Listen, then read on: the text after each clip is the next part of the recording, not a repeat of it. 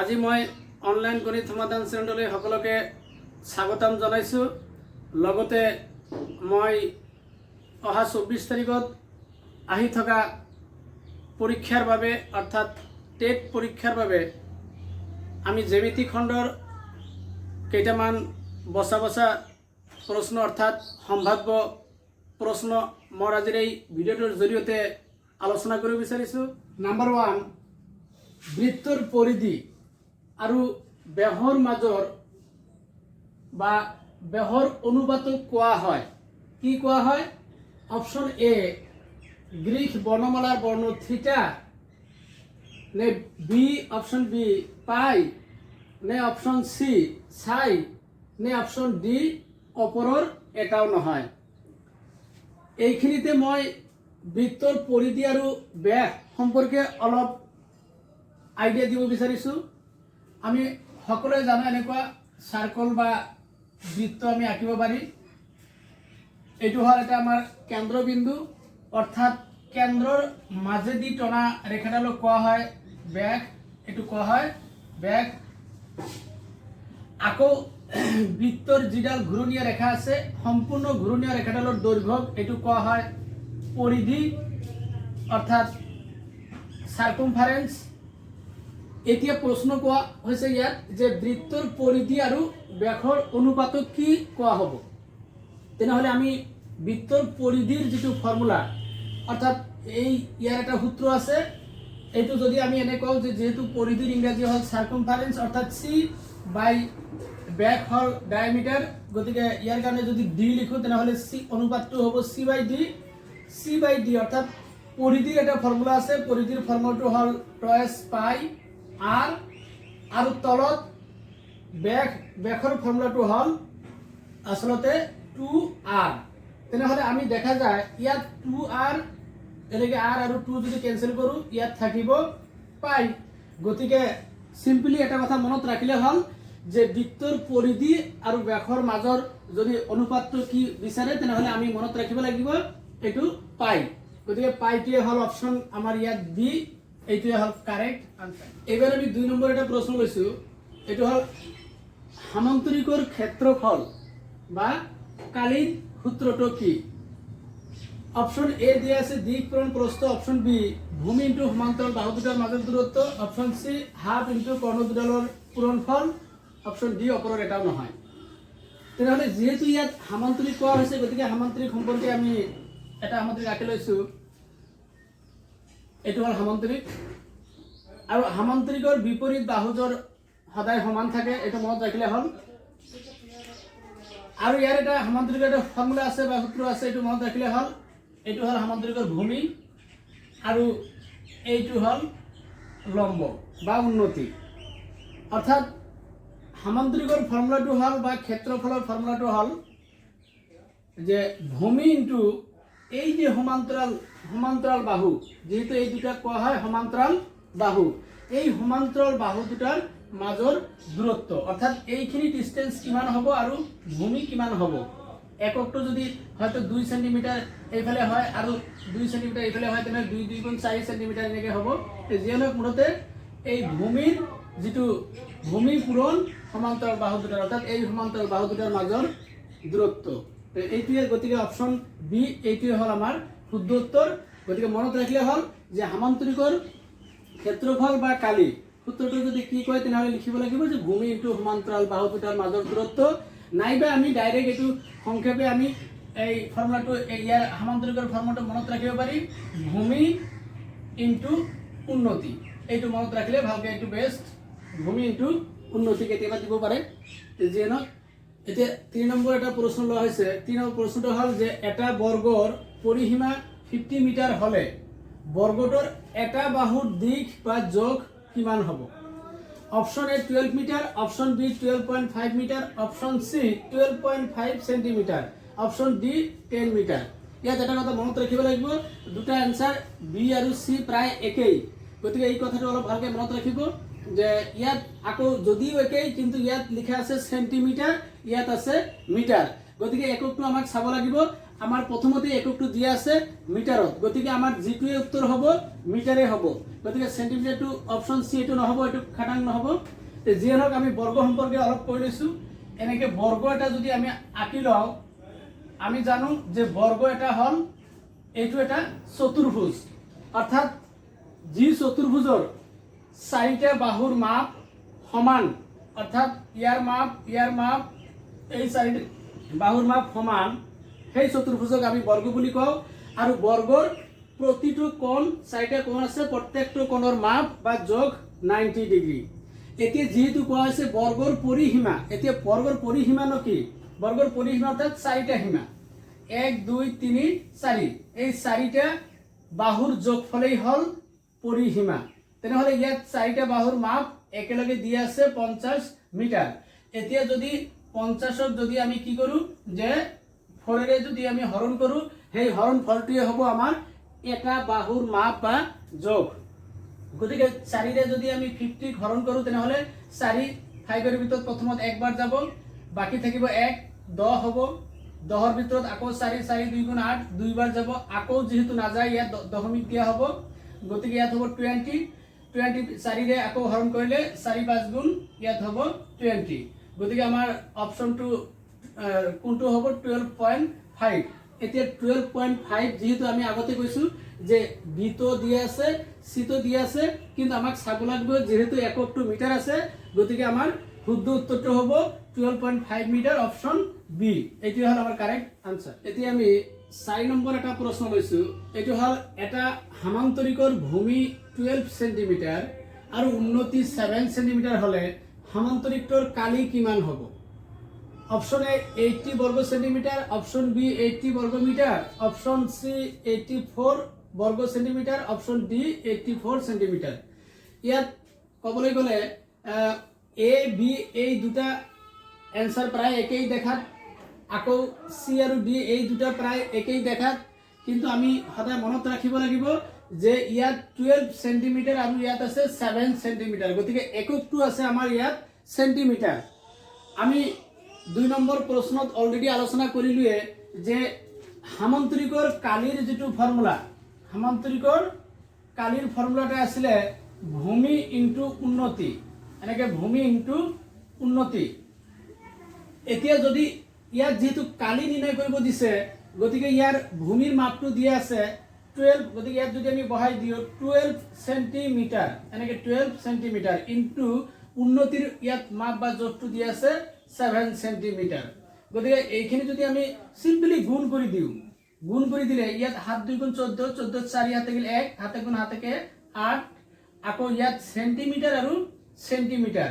এইটো যদি আমি গুণ কৰি দিওঁ তেনেহ'লে এইটোক লিখা হয় বর্গ সেন্টিমিটার, নাইবা এককটো এনেকৈ লিখা হয় সেন্টিমিটার, এনেকৈ লিখিলে সেন্টিমিটার স্কয়ার, এনেকৈ সেন্টিমিটার স্কয়ার লিখলেও হ'ব, দুটা যেহেতু আছে সেইকাৰণে বৰ্গ সেন্টিমিটাৰ। তেনেহ'লে ইয়াত দেখা যায় বৰ্গ সেন্টিমিটাৰ, অৰ্থাৎ এইটো আমাৰ অপশ্যন সিত আছে, কাৰণ ডিত যদিও 84 আছে, ইয়াত কেৱল সেন্টিমিটাৰহে আছে, এনেকুৱা ধৰণৰ স্কয়াৰটো দিয়া নাই, গতিকে এইটো সংখ্যাটো একেই থাকিলে এককটো বেলেগ আছে, অর্থাৎ শুদ্ধ উত্তৰটো হ'ব অপশ্যন সি। এতিয়া 5 নম্বৰ প্ৰশ্নটো লোৱা হ'ল 6 মিটাৰ বাহু বিশিষ্ট সমবাহু ত্ৰিভুজ এটাৰ কালি হ'ব 9√3 বর্গ সেন্টিমিটার, নে অপশ্যন বি 9√3 বর্গ মিটার, নে অপশ্যন সি 9√2 বর্গ সেন্টিমিটার, অপশ্যন ডি 9√2 বর্গ মিটার। তাহলে ইয়াৰ যেহেতু ত্ৰিভুজটো মনত ৰাখিব সমবাহু, গতিকে সমবাহু ত্ৰিভুজৰ ক্ষেত্ৰত সদায় আমি এটা ফৰ্মুলা মনত ৰাখিলে হ'ল, সেই ফৰ্মুলা বা সূত্ৰটো হ'ল এনেকৈ √3/4 ইনটু ইয়াত বাহু স্কয়াৰ, এইটো মনত ৰাখিলে হ'ল। তেনেহ'লে আমি ইয়াত যেহেতু সমবাহু ত্ৰিভুজৰ ইয়াত লিখা আছে 6 মিটাৰ বাহু, অৰ্থাৎ ইয়াত √3/4 লিখিলোঁ, আকৌ বাহু স্কয়াৰ যেহেতু ইয়াত আছে, বাহুৰ মাপটো হ'ল 6 মিটাৰ, গতিকে আমি ইয়াত লিখিম 6, ইয়াত স্কয়াৰ যেহেতু আছে সেইকাৰণে ইয়াত 6 মিটাৰ লিখি পেলাইও ইয়াতে হোল স্কয়াৰ এনেকৈ দিব পাৰি, অৰ্থাৎ এইটো যদি আমি ক্যালকুলেশন কৰোঁ √3/4 থাকিল, আৰু এইটো লিখা যাব 6 পূৰণ 6, আৰু এই মিটাৰ স্কয়াৰৰ কাৰণে লিখা যায় বৰ্গ মিটাৰ এনেকে লিখিলো বৰ্গ মিটাৰ কাৰণ এনসাৰ বিলাকত বৰ্গ মিটাৰে লিখা আছে তে যে নহক এইবাৰ যদি আমি ইয়াত অলপ ক্যালকুলেশন কৰি দিও 2 2 গুণ 4 আকৌ 2 3 গুণ 6 ইয়াত 2 ৰে কাটিলে আকৌ 2 3 গুণ 6 গতিকে এই এতিয়া যদি এইখিনি গুণ কৰি দিও 3 3 গুণ কিমান হ'ব 9 আৰু √3 ইয়াত আছে √3 টো পিছত দিলু আৰু এককটো হল বর্গ মিটার গতিকে 9 √3 বর্গ মিটার কত আছে অপশন বি 9 √3 বর্গ মিটার গতিকে এটা বস্তু মনত ৰাখিব যে যেতিয়া এনেকৈ সমবাহু ত্ৰিভুজ দিব আৰু অপশন বিলাক এইটো বিচাৰি পোৱাটো অলপ ইজি হ'ব কাৰণ অপশন সি নহব কাৰণ যেহেতু √2 আছে সূত্ৰ যেতিয়া মনত থাকিব √3/4 তেতিয়া আমি ক'ব পাৰিম যে 9 √2 এটো নহব ইয়াত সূত্ৰৰ লগত মিল নাই গতিকে এটো নহব 9 √2 এটো নহব তেনহলে সি আৰু ডি এই দুটাটো নহবই আকৌ ইয়াত এটা আছে 9 √3 বর্গ সেন্টিমিটার গতিকে ইয়াত যেহেতু মিটার দিয়া আছে গতিকে ইয়াত তেনহলে সেন্টিমিটার এটো নহব গতিকে আমি ক'ব পাৰো এটো অপশন বি টো হল কাৰেক্ট আনসাৰ এটো হল আনসাৰ মই এতিয়া 6 নম্বৰ আৰু এটা প্ৰশ্ন লৈছো এটো হল এটা ৰম্বাসৰ কৰ্ণ দুডালৰ দৈৰ্ঘ্য ক্ৰমে 16 সেন্টিমিটাৰ আৰু 14 সেন্টিমিটাৰ ৰম্বাসটোৰ কালি হ'ব option A 112 centimetre square option B 116 centimetre square option C 224 centimetre square option D 128 centimetre square তাহলে এইটো আমি কেনেকৈ আমি নিৰ্ণয় কৰিম এতিয়া আমি ৰম্বাস সম্পৰ্কে অলপ ধাৰণা এটা দিব বিচাৰিছো প্ৰথমতে এনেকৈ আমি ৰম্বাস আঁকিলো অৰ্থাৎ মনত ৰাখিব ৰম্বাস আৰু সমান্তৰিক এই দুটা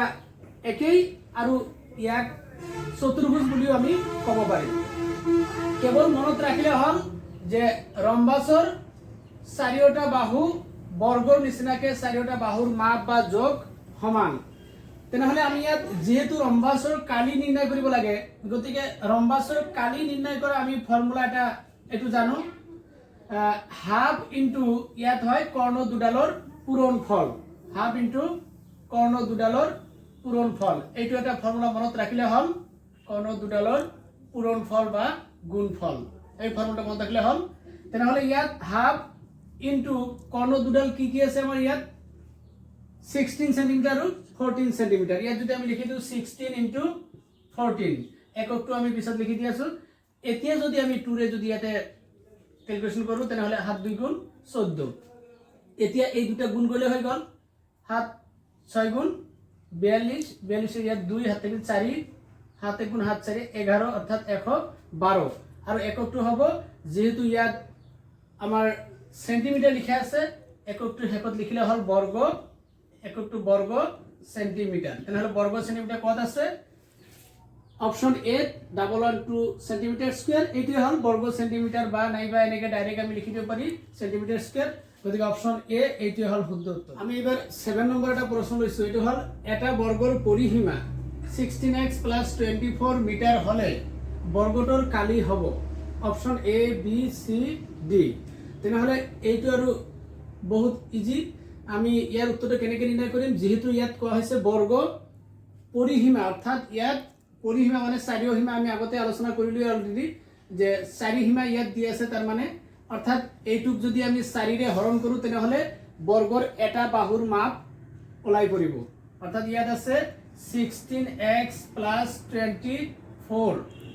এইটো হল বৰ্গৰ পৰিসীমা গতিকে এই পৰিসীমাটো যদি আমি 4 ৰে হৰণ কৰো এনেকৈ 4 ৰে হৰণ কৰি দিও তেনহলে এটো এটা বাহুৰ মাপ ওলাই পৰিব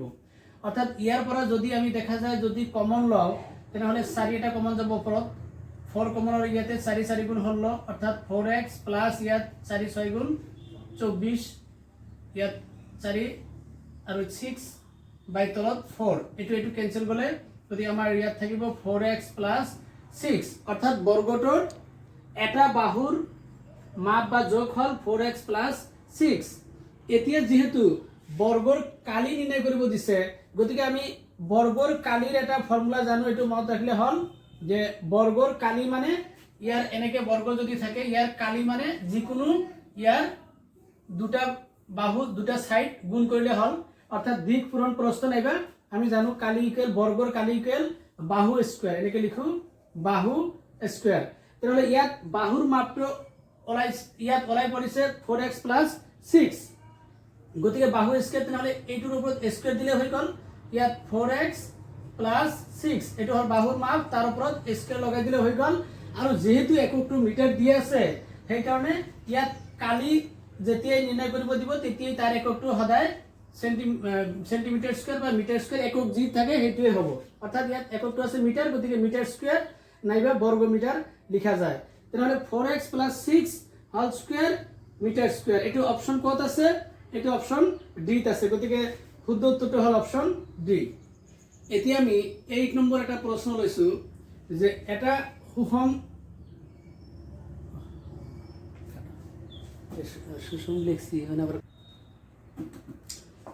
এতিয়া 8 নম্বৰ প্ৰশ্নটো লোৱা হৈছে যে এটা সুষম ঘনকৰ এটা বাহুৰ দিক যদি 4 সেন্টিমিটাৰ ঘনকটোৰ ঘনফল কিমান option A B C D দিয়া আছে এতিয়া আমি ঘনক সম্পৰ্কে অলপ এটা আমি ধাৰণা দিব বিচাৰিছো আমি সদায় ঘনক যদি আকৌ এনেকে এটা ঘনক আঁকিম আমি এটা সাইডত আঁকি লৈছো ঘনক এনেকে যদি আমি লগাই দিও আমি থুলমুলকে এটা দেখাই দিছো এটো হল আমাৰ এটা ঘনক অৰ্থাৎ মনত ৰাখিব লাগিব যে ঘনকৰ পিঠি বা পৃষ্ঠ হল ছখন যেনে আমি উদাহৰণ হিচাপত লুডুৰ গুটি বা ডাইচৰ গুটি বিলাক যদি কওঁ এইবিলাকক কোৱা হয় ঘনক অৰ্থাৎ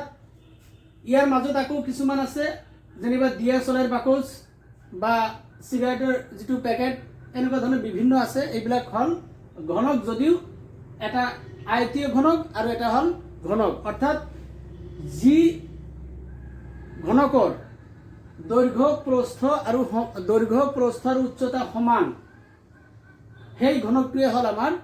আসলতে ঘনক আৰু কিছুমানৰ আছে যেনিবা সিগাৰেটৰ পেকেটৰ কথা কৈছো তাত দীঘল আছে অৰ্থাৎ দৈৰ্ঘ্য প্ৰস্থ ভিন ভিন আছে গতিকে হেতু হল আমাৰ আয়তীয় ঘনক কিন্তু যেহেতু ইয়াত আমাৰ এটা সুষম ঘনক বুলি কোৱা হৈছে গতিকে ঘনকৰ কেৱল মনত ৰাখিলে হল যদি আমি ফৰ্মুলা যদি এটা সাইড যদি এনেকে ধৰি লও যে ইয়াত l কিউব অৰ্থাৎ l মানে যদি আমি ধৰি লও যে এটা বাহুৰ l মানে এটা বাহুৰ দৈৰ্ঘ্য কিমান l অৰ্থাৎ ঘনকৰ ফৰ্মুলাটো মনত ৰাখিব ইয়াৰ ঘনফল বা ক্ষেত্ৰফল নিৰ্ণয় কৰা ফৰ্মুলাটো হল l কিউব যদি l কিউব বুলি কও তেনেহলে l মানে কি বুজাইছে বাহুৰ দৈৰ্ঘ্য তেনেহলে দিক পূৰণ প্ৰস্থ পূৰণ উচ্চতা অৰ্থাৎ l পূৰণ l তিনিবাৰ গুণ কৰিলে l কিউবে হ'ব তে জিয়নত যেতিয়া আমাক ঘনফল বা ক্ষেত্ৰফল ঘনক নিৰ্ণয় কৰিব দিব তেতিয়া আমি এই ফৰ্মুলাটো ব্যৱহাৰ কৰিম ইয়াত তেনেহলে l ৰ মানটো ইয়াত কি দি আছে এটা বাহুৰ দিক 4 সেন্টিমিটাৰ l ৰ ঠাইত যদি আমি 4 লিখো তেনেহলে ইয়াত 4 কিউব লিখা যাব অৰ্থাৎ 4 কিউব লিখিলে 4 যদি আমি এনেকে তিনিবাৰ গুণ কৰো এনেকে 4 পূৰণ 4 অৰ্থাৎ 4 গুণ 16 যদি গুণ কৰি দিও 64 আৰু এটা কথা মনত ৰাখিলে হল যে যেতিয়া আমি কালি নিৰ্ণয় কৰো তেতিয়া এককটো থাকে বৰ্গ সেন্টিমিটাৰ আৰু যেতিয়া ঘনফল এনেকুৱা ধৰণৰ যদি নিৰ্ণয় কৰিব লগা হয় তেতিয়া ঘন সেন্টিমিটাৰ লিখি দিলে হল ইয়াত যেহেতু সেন্টিমিটাৰ দি আছে সেইকাৰণে ঘন সেন্টিমিটাৰ অৰ্থাৎ অপশন এ টোৱে হল আমাৰ শুদ্ধ উত্তৰ এতিয়া আমি 9 নম্বৰ আৰু এটা প্ৰশ্ন লৈছো এটো 8 নম্বৰ লগত মিল আছে যে ইয়াত আছে এটা আয়তীয় ঘনকৰ দৈৰ্ঘ্য প্ৰস্থ আৰু উচ্চতা ক্ৰমে 5 সেন্টিমিটাৰ 4 সেন্টিমিটাৰ আৰু 3 সেন্টিমিটাৰ হলে ঘনকটোৰ ঘনফল কিমান যেহেতু আমি 8 নম্বৰত আলোচনা অলৰেডি কৰিলো যে ঘনক দুই প্ৰকাৰৰ এটা হল ঘনক আৰু আনটো হল আয়তীয় ঘনক তেনেহলে ঘনকৰ ফৰ্মুলাটো আছিল l কিউব ঠিক ইয়াত আমাৰ আয়তীয় ঘনকটো এনেকুৱা ধৰণৰ ইয়াৰ দৈৰ্ঘ্য প্ৰস্থ আৰু এটো হল উচ্চতা অৰ্থাৎ ইয়াত দৈৰ্ঘ্য বেলেগ আছে প্ৰস্থ বেলেগ আছে আৰু উচ্চতা বেলেগ আছে গতিকে আমি ঘনফল নিৰ্ণয় কৰা ইয়াৰ ফৰ্মুলাটো মনত ৰাখিলে হল যে আয়তীয় ঘনকৰ কাৰণে হল যে l b h অর্থাৎ l পূরণ b পূরণ h তার মানে দৈর্ঘ্য পূরণ প্রস্থ পূরণ উচ্চতা তাহলে ইয়াত দৈর্ঘ্য কিমান আছে 5 প্রস্থ কিমান আছে 4 আর উচ্চতা কিমান আছে 3 গতিকে দৈর্ঘ্য প্রস্থ উচ্চতা এই তিনটা ইয়াত লিখিলো আর এককটো যেহেতু সেন্টিমিটার ইয়াত লিখা আছে ইয়াত যেহেতু সেন্টিমিটার লিখা আছে গতিকে আমাৰ এককটো সদায় ঘনফল কলে ঘন সেন্টিমিটাৰ এনেকে লিখিব পাৰি গতিকে আমি এইখিনি যদি গুণ কৰি দিওঁ 4 5 গুণ ইয়াত হ'ব 20 20 আকৌ 3 ৰে গুণ কৰিলে কিমান হ'ব 60 অৰ্থাৎ এইটো ঘন সেন্টিমিটাৰ নহলে এনেকে সেন্টিমিটাৰ কিউব লিখিব পাৰি হয় এনেকে লিখিব পাৰি নাইবা এনেকে লিখিব পাৰি অৰ্থাৎ 60 সেন্টিমিটার কিউব কত আছে অপশন এ ত আছে গতিকে অপশন এ টোৱে হল আমাৰ কাৰেক্ট আনসাৰ এতিয়া আমি 10 নম্বৰ এটা প্ৰশ্ন লৈছো এটো হল 15 সেন্টিমিটাৰ ব্যাসাৰ্ধৰ বৃত্ত এটাৰ পৰিধি আৰু কালিৰ অনুপাতটো হ'ব option A 2:15 option B 2:25 option C 1:15 option D 5:2 তেনেহলে এই চাৰিটা অপশনত কোনটো শুদ্ধ হ'ব এটা আমি নিৰ্ণয় কৰিব লাগে আমি এই ভিডিওৰ আগতে আলোচনা কৰি লৈছিলো যে পৰিধি এটা বৃত্তৰ পৰিধিৰ ফৰ্মুলাটো আছিল এনেকুৱা টয়েস পাই r আৰু কালিৰ ফৰ্মুলাটো আছে এনেকুৱা বৃত্তৰ কালি নিৰ্ণয় কৰা ফৰ্মুলাটো হল এনেকুৱা পাই r স্কয়াৰ অৰ্থাৎ ইয়াত r মানে কি বুজাইছে ইয়াত r মানে আমি জানিব লাগিব এটো ব্যাসাৰ্ধ ইয়াত r মানে ব্যাসাৰ্ধ ইয়াত কিমান দিয়া আছে 15 সেন্টিমিটাৰ এনেকে 15 সেন্টিমিটাৰ দিয়া আছে গতিকে আমি ইয়াত যদি এটা কাম কৰি দিও ইয়াত পাই পাই ক্যান্সেল কৰি দিও তেনেহলে r ইয়াত এটা আছে আৰু তলত দুটা আছে গতিকে এটাৰ ক্যান্সেল কৰিলে ওপৰত থাকিব 2 আৰু তলত থাকিব এটা r তেনেহলে তলত যদি এটা r থাকে আমি ইয়াত ব্যাসাৰ্ধৰ মানটো দি আছে 15 গতিকে ওপৰত থাকিল 2 তলত r ৰ মানটো বহাই দিলে ইয়াত হ'ব 15 অৰ্থাৎ 2/15 এটো 2/15 মানে এটো লিখা যায় 2:15 তেনেহলে বৃত্তৰ পৰিধিৰ ফৰ্মুলাটো হল টয়েস পাই r আৰু বৃত্তৰ কালি নিৰ্ণয় কৰা ফৰ্মুলাটো হল পাই r স্কয়াৰ এই দুটা বহাই ক্যালকুলেশন কৰি দেখা গল 2/r অৰ্থাৎ ব্যাসাৰ্ধ r ৰ মানটো যদি বহাই দিও তেনেহলে হল 2/15 অর্থাৎ এইটো লিখা যায় আকৌ 2:15 তেনেহলে ইয়াত অপশন এই 2:15 আছে এ গতিকে এইটোৱে হল আমাৰ শুদ্ধ আনসাৰ